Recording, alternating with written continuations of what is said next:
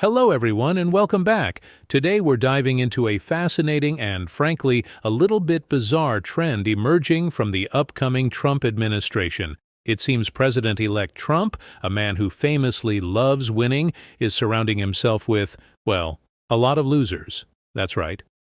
Despite his constant boasting about winners, Trump's second administration is shaping up to be a veritable who's who of Republicans who have lost elections. And not just any kind of losses, but losses of all shapes and sizes. We're talking about people he's personally demolished, people who lost key races for the GOP, and even some who just couldn't win a down-ballot primary. The article highlights a number of these surprising picks.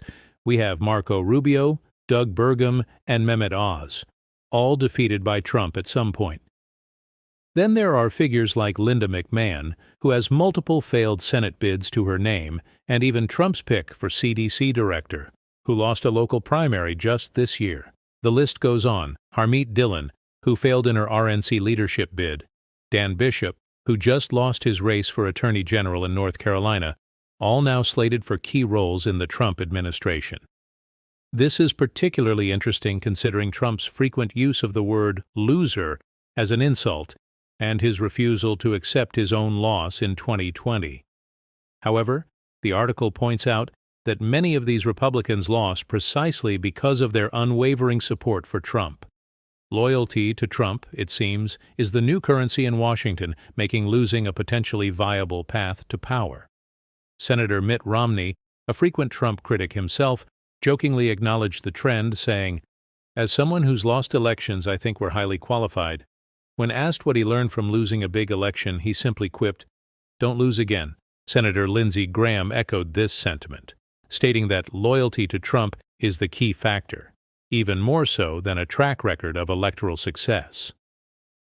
Nowhere is this loyalty over wins dynamic more apparent than in Georgia. Trump is bringing on board Kelly Loeffler, who lost her Senate seat in a runoff to head the Small Business Administration, and David Perdue, who also lost his Senate seat, to become the ambassador to China. And to top it all off, he intends to nominate Doug Collins, who ran a primary challenge against Loeffler, to run the Department of Veterans Affairs. The unifying factor is their devotion to Trump, regardless of their past electoral failures. Of course, some of Trump's picks have actually won elections. Kristi Noem, his pick for Homeland Security, and Elise Stefanik, who will likely be confirmed as ambassador to the UN, have both found electoral success with Trump's support. But even Trump loyalists acknowledge the irony of a president who prizes winners choosing so many losers. The article also reminds us that it's not entirely unusual for presidents to appoint people who have faced electoral defeat. Obama appointed Hillary Clinton after beating her in the primary, and Biden appointed Pete Buttigieg after his primary run. But the sheer number of losers in the incoming Trump administration is eye-catching. Senator John Kennedy of Louisiana offered a philosophical take, suggesting that losing humbles you.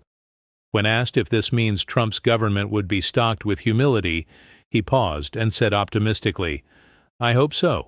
Finally, the article touches on the idea that Washington can still be a place where losers make history.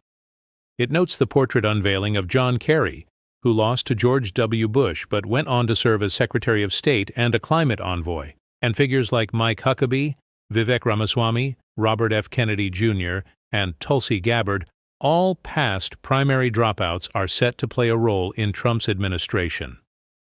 Ultimately, Trump's penchant for picking those who have previously lost elections is a peculiar but nonetheless noteworthy trend. What does this say about the man and his approach to governance? We'd love to hear your thoughts. Share them in the comments below.